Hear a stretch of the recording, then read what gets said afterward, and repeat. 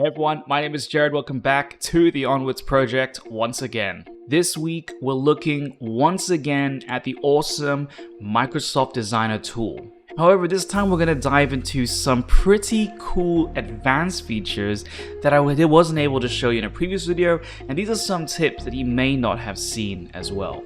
Also, you do want to stick around till the end because I've got a really cool exclusive feature related to Microsoft Designer that may involve it and another social platform coming together and collaborating. One of the first really cool things with Microsoft Designer, which we showed in the past, is that you can obviously open it up and you can start to type in a text prompt of any kind of asset that you're looking for. This is very different from Canva or Adobe Express because instead of giving you templates by default, you start with a text prompt. If you want to go and find those templates, you absolutely can, but this really takes prompt engineering first, typing in exactly your thoughts and what you're wanting to look for. And that is exactly why this tool has become so accessible and easy to do. It does video, it does static, it does A4 posters, it does social media content. Whatever you're looking for, you're able to do it on Microsoft Designer. Just make sure your prompt is very, very exact to what you want it to do. The next bit obviously is that you can add your own photos. So Microsoft Designer is linked directly to DALL-E,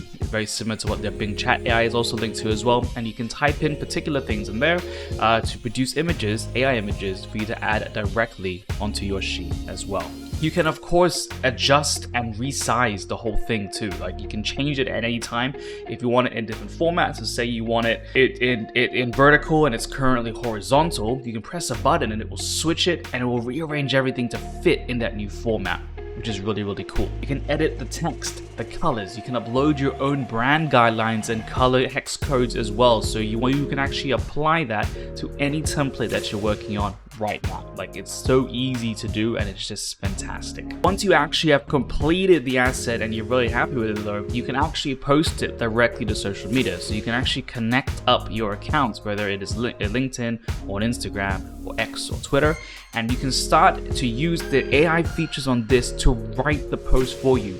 It will write a potential proposal of what the social media post is. The coolest thing with it is that it can also apply hashtags. It will just say, here are a bunch of hashtags, click them, and it just drops them all in. And there's no more tedious stuff of you having to individually type it in. It does it for you with its AI technology, and I think it's such an incredible and easy way for you to actually create content online. And I really appreciate Microsoft for giving me access to this, but Microsoft and LinkedIn are also coming together. And I've talked about this on other platforms before. Basically, you'll be able to see in the very near future, when you hit post on LinkedIn, a little designer button is going to be there on your screen as well. And when you click that, the entire Microsoft Designer interface opens up in front of you, and you can create a social media post for LinkedIn with a video or static asset directly on the platform itself with all the tools, and you can add it directly to your post. This is very exciting because it means that anyone can make incredible content whenever they want, and it's very easy to do. You don't need to be an editor, you don't need to be a graphic designer, and you'll be able to create incredible, unique stuff with AI images and whatever you are looking for directly on the platform. This tool is still in the early days, but it shows a lot of promise, and I think the best thing about Microsoft taking this approach is that their designer tool fits directly within the wider ecosphere of the Microsoft Create world, where you can actually go to the Microsoft Create website, you can actually start there and move to Designer.